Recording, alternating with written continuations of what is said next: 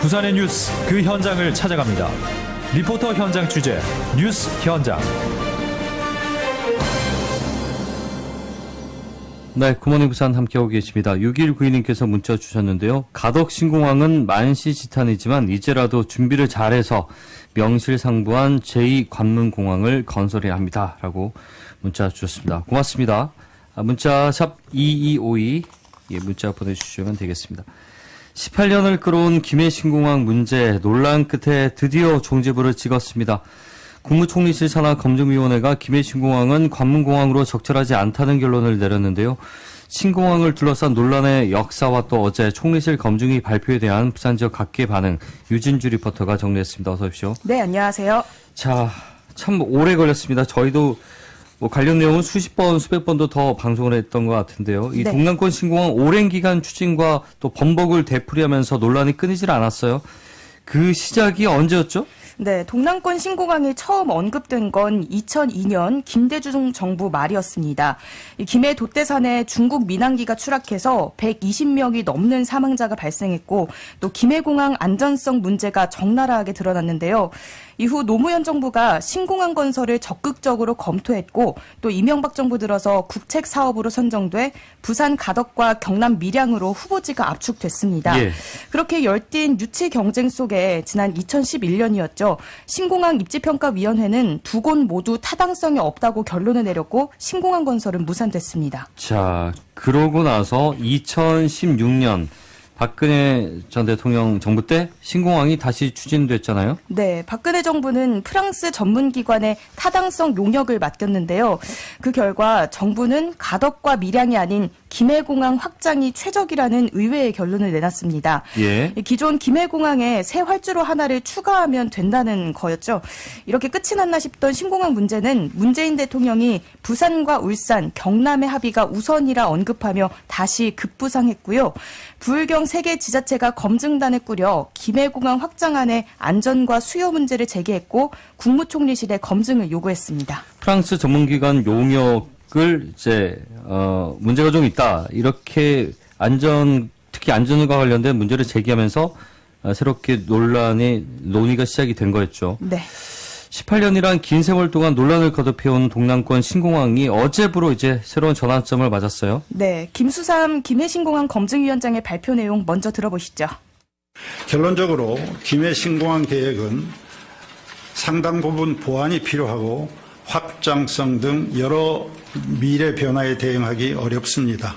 아울러 지자체의 협의 의사가 확인되지 않으면 장애물 제한 표면 높이 이상의 산악의 제거를 전제로 하여 사업 추진이 필요하다는 해석을 감안할 때 동남권 관문공항으로서 김해 신공항 추진은 근본적인 검토가 필요하다고 봅니다. 검증위에 치열한 논의 과정에서 여러 가지 외부의 추측이나 오해가 있기도 했으나 검증위는 최종 보고서로서 답을 한다는 입장을 갖고 흔들리지 않고 검증을 진행해 왔음을 말씀드립니다. 정부와 부울경 국민 여러분께 최대한 존중해 주시기를 간청합니다. 예, 확장성, 미래 변화에 대응하기가 어렵다. 그리고 결정적인 이유 역시 안전이었죠. 네, 맞습니다. 이 항공기가 정상적으로 착륙하기 어려울 때 조종사는 약속된 고도로 이륙했다 다시 착륙을 시도합니다. 이른바 착륙 실패 접근 절차라고 하는데요. 검증위원회 안전분과는 김해신공항 신설 활주로는 이 착륙 실패 접근 절차가 완전하지 않다고 봤습니다. 예. 새 활주로를 당초 계획보다 200m 줄어든 3,000m로 추진하면 항공기 착륙 실패 때 안전을 담보할 수 없다고 판단했고요. 여기다 항공기 충돌을 피하려면 인근 7개 산이 있어서는 안 된다고도 사실상 결론을 내렸는데 이건 공항시설법 34조 항공기 안전운항을 위해 비행장 주변 장애물을 제거해야 한다는 조항 때문입니다. 예. 당시 마지막에 저 법제처에 의뢰한 것이 부적절했다 이런 얘기도 있었는데 결과적으로는 이 법제처 판단이 나오면서 신의 한 수가 됐죠. 이게 결정적이었다고요? 네, 맞습니다. 이 산을 제거하려면 국토교통부가 해당 자치단체와 협의해야 한다는 유권 해석을 내렸기 때문인데요. 부산, 울산, 경남이 이를 받아들일 리 없는 데다가 산을 깎더라도 환경 훼손 논란과 함께 공사 비용만 최소 7천억 원이 더 들어갑니다. 예.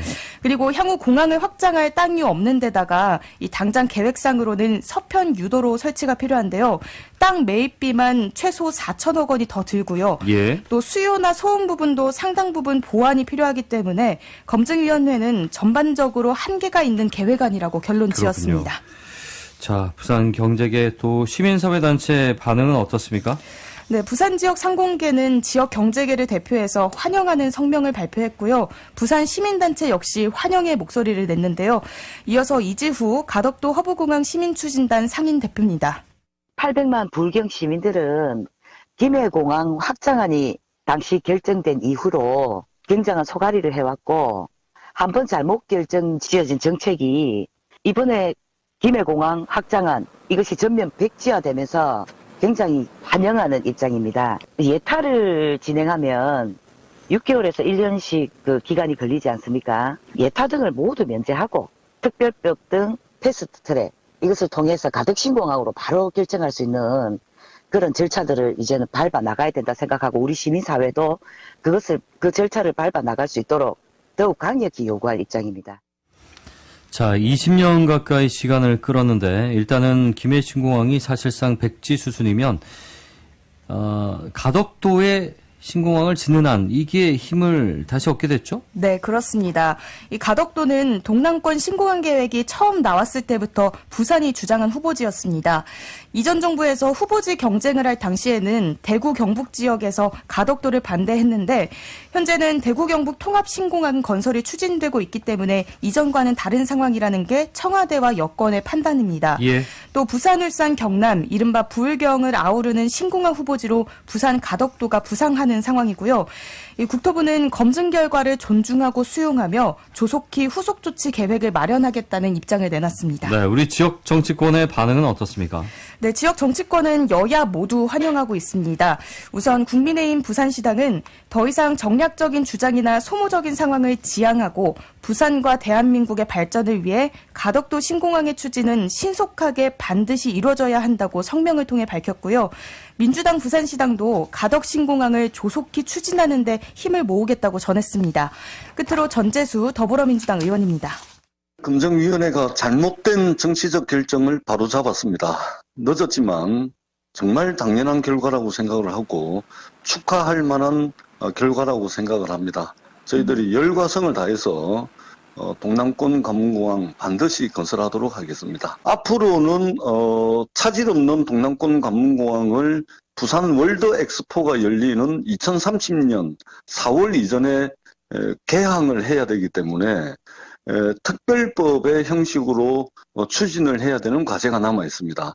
가덕신공항 특별법을 가능한 빠른 시간 내에 발의를 해서 2030년 4월까지는 신공항이 개항을 할 수 있도록 저희들이 시간표에 맞춰서 늦지 않게 열과성을 다하겠다는 말씀을 드리겠습니다. 네, 김해 신공항에 대한 사실상 백지화 발표 이후 일부 논란은 이어질 전망입니다. 우선 정세균 국무총리는 신공항 관련 관계부처 장관회의에서 동남권 신공항 추진에 차질이 없도록 할 것을 지시했습니다. 부산시와 지역 정치권 그리고 상공계 등도 가덕 신공항의 뜻을 같이 하고 있는 만큼 주변 지역과 함께할 의제를 제시하고 또 제대로 된 동남권 신공항 추진에 힘을 모으길 기대해 봅니다. 예, 알겠습니다. 오늘 여기까지 듣죠. 고맙습니다. 네, 고맙습니다. 유진주 리포터와 함께했습니다. 여러분은 지금 부산 시민들의 출근길과 함께하는 굿모닝 부산을 청취하고 계십니다. 굿모닝 부산은 부산의 시각으로 뉴스를 바라봅니다. 굿모닝 부산.